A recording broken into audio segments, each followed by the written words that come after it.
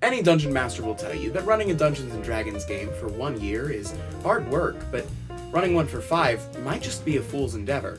That's why it comes as little surprise that after nearly 7 years, the Oxventure D&D channel has announced that the next season will be their last. It's been an incredible time, and so many inside jokes, ongoing bits, and recurring elements have developed over the run. Therefore, it is more than likely that many of these might make another appearance. So, here are 7 things that we, the fans, would love to see return in Oxventure's final season. Beware spoilers for the entire campaign, I guess.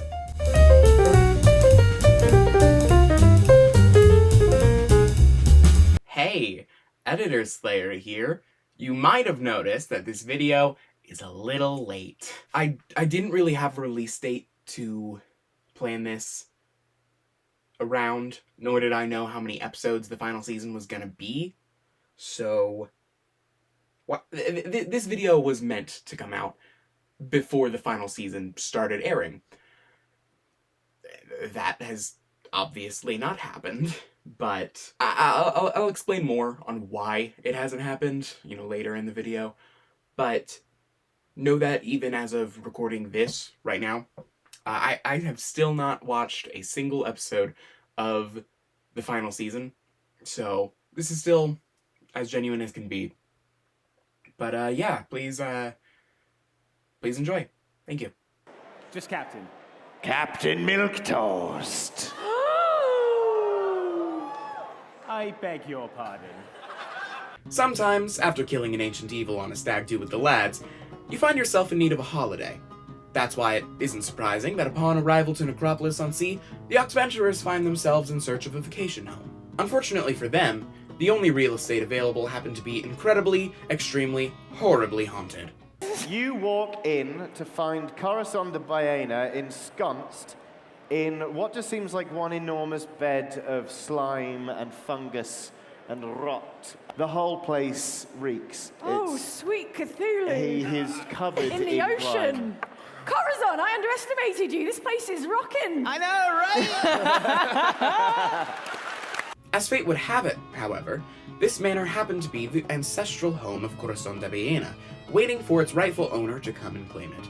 From that moment on, Necropolis-on-Sea became something of a home base for the Oxventurers Guild. This then made it the setting of an outrageous subterfuge involving 2 separate dinners set for different enemies of the Guild, one of which being their greatest nemesis, the drow sorceress Liliana. Once the jig is up, the party cheeses it, leaving the pirate's ancestral household and party's only home in her hands. With the final season teasing the climactic conclusion of their rivalry with Liliana, one must only assume that Necropolis-on-Sea shall make one final appearance before the Guild is ready to say goodbye. It feels like a strange victory to be abandoning your own house. But we defeated Vocatus, and let's focus on that, and not the fact that all of his magic and power went into our most hated and feared enemy, Liliana. Mind your manners? Yeah, they should have. He quietened down once we got him into the kitchen, and he found his way into the Scotch egg larder. But he does love a Scotch egg. All in all, when Dragonborn Paladin, Egbert the Careless, received a magical mace of transmogrification, I'm sure it was no one's guess that his first usage of the item would be to brutally maul an old man with it and keep him as a pet. And yet, seal gaming. So how was your afternoon, Egbert? I got a new mace and a pet seal. Brilliant. And that's the story of how Egbert got a new mace and a pet seal. Hooray!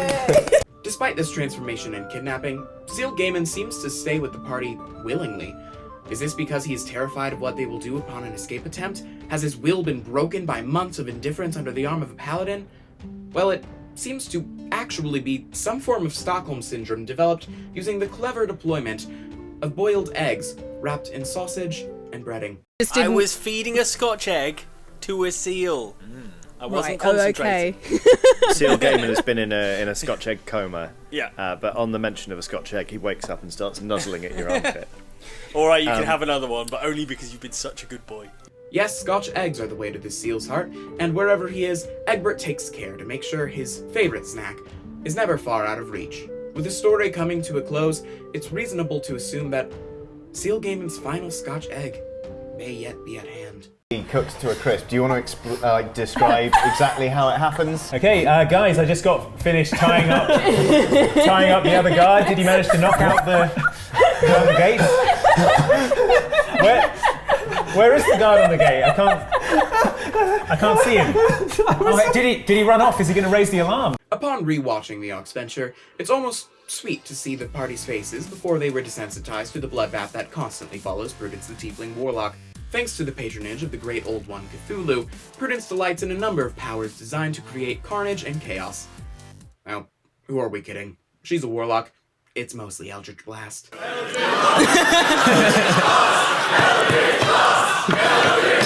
You hear the whisperings of the many corpses of this group. Cthulhu calls to me in 1,000 voices. After some time, it would seem that Cthulhu took on something of a fatherly role in the young warlock's life, earning the endearing moniker of Cthulhu Dad. Despite early horror in the face meltery of Prudence's eldritch routine, the party would come to love her murderous tendencies and Squid Father. With one final tentacle sort of like holding up, and it Bye, Dad. gives a little wave, Bye, tentacle. goes down, comes back up, places a packed lunch, goes down again. It may then be prudent, pun intended, for Johnny to include some form of that tentacly tutelage that we've all come to know and love in the last days of their adventures. Surely you have noticed something is amiss with this forest. There's no animals, there's nothing fluffy and cute. This is really, really disturbing. Got it in one. Wizard Binbag. If Wizard Binbag has no haters, I am dead and so is Corazon. When Binbag first appeared before Merylwyn the Wood Elf Druid, he was an instant hit.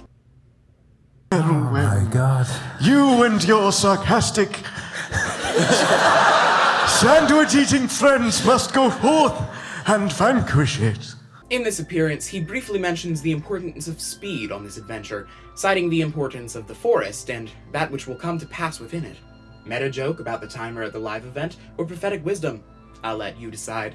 This forest is very important. Many things that have not yet come to pass will hinge on these very woods, and they are in danger. I implore you, go forth and do it swiftly, in the interests of time. Yes. Still, joke or not, it's hard to imagine Johnny not reviewing this loose end and considering its inclusion in the finale. I mean, sure, the lumber from the forest was made into an army of wild woodwork, and these living chairs would even fight for the Oxventurers later against an army of living cauldrons, but none of these events actually came to pass within the woods. So, we have to ask, now who are you gonna call? And that joke does not work. I'm keeping it in anyway. I know there's good in you, jailer I just met. See it in your eyes. You didn't want to do this. Dob the half-orc bard sees the good in those around him, and cares for others with a passion. For better or for worse.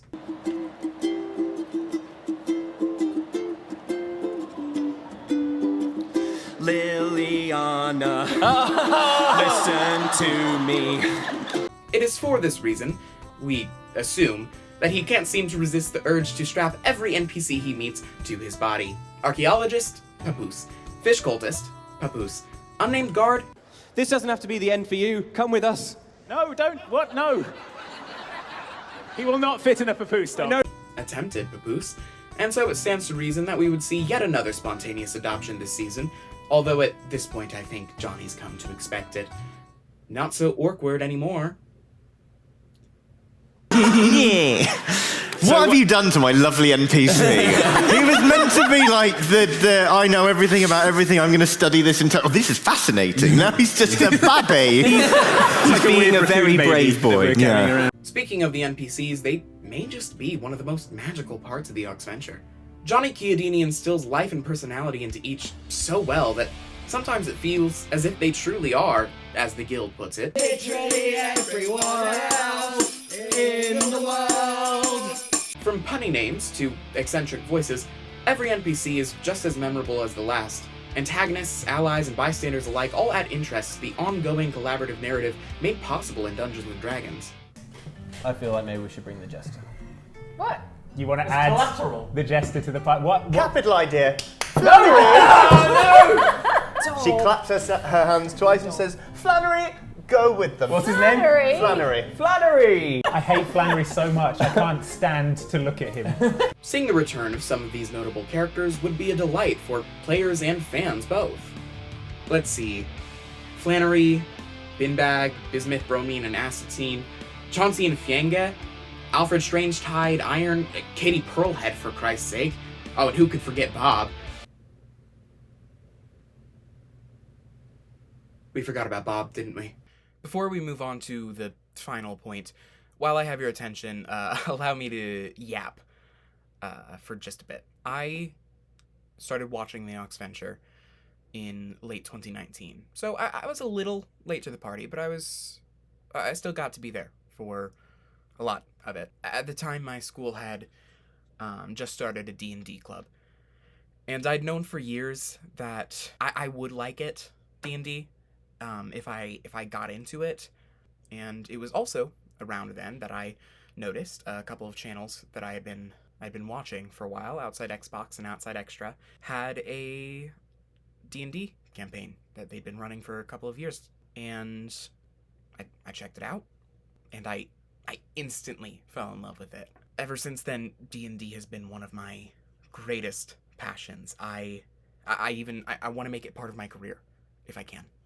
When Oxventure announced their final season, I panicked a little. Between life changes, shifting interests, and my own poor habits, frankly, I ended up accidentally dropping the Oxventure around early 2022. I had realized that I was missing a lot of the callbacks and references because it had been so long since I watched some of those episodes, and I got a little discouraged.